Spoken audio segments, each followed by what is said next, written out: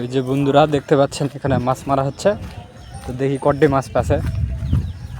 দাদা কি মাছ উঠেছে? এলা তেলাপিয়া আছে। পাগল না।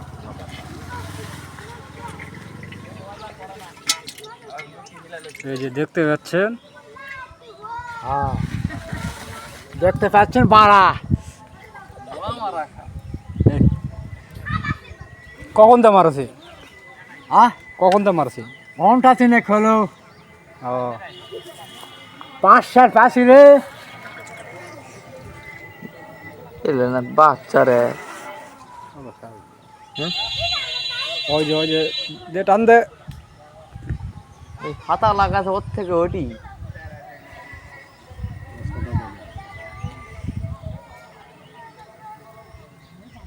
এর থেকে মাছ দেওয়া ওই বসি কাছে।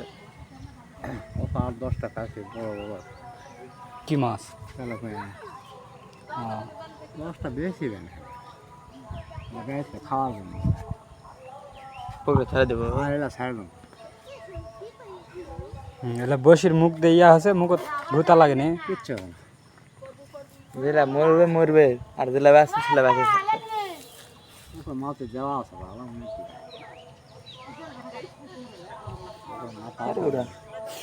এই যে মাছ মারা দেখিচ্ছে চ্যাংড়া প্যাংড়ারা।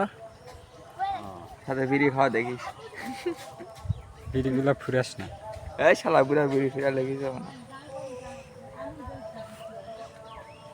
কারণ বিড়ি ছিলাম ঠিক আছে বুড়াই আগে খাস না দেয়। তুই সদাই টান দেশ কে? গোতাওছে পাগল।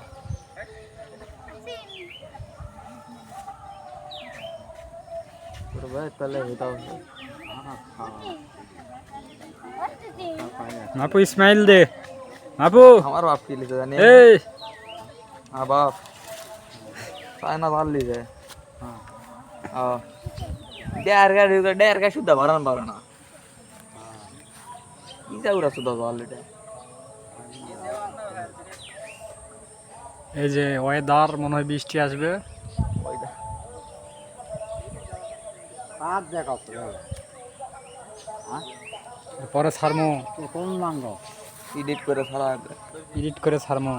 এই যে দাদা কড্ডে মাছ পাচ্ছি। 10 হবে রে। ও হয় তাহলে কি করবেন মাছ? কিছু খাওয়া হবে, কিছু বগল ছাড়া দেবো। ও আর যারা মরবে সেটা ফটো তুলবে। যেটা মারবে সেটা ফটো তুলবে।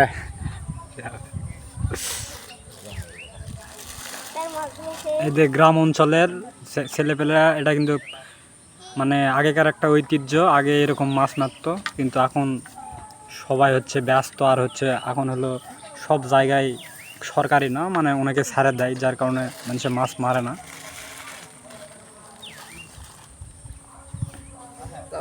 ঘাস কাটলো না গায়ে 1 বস্তা ঘাস পালু এলাচি ঘাস হলো এখন কাটু না। ঘাস কাটছি বস্তা। এই যে ইতিমধ্যে বৃষ্টি হয়ে যাচ্ছে।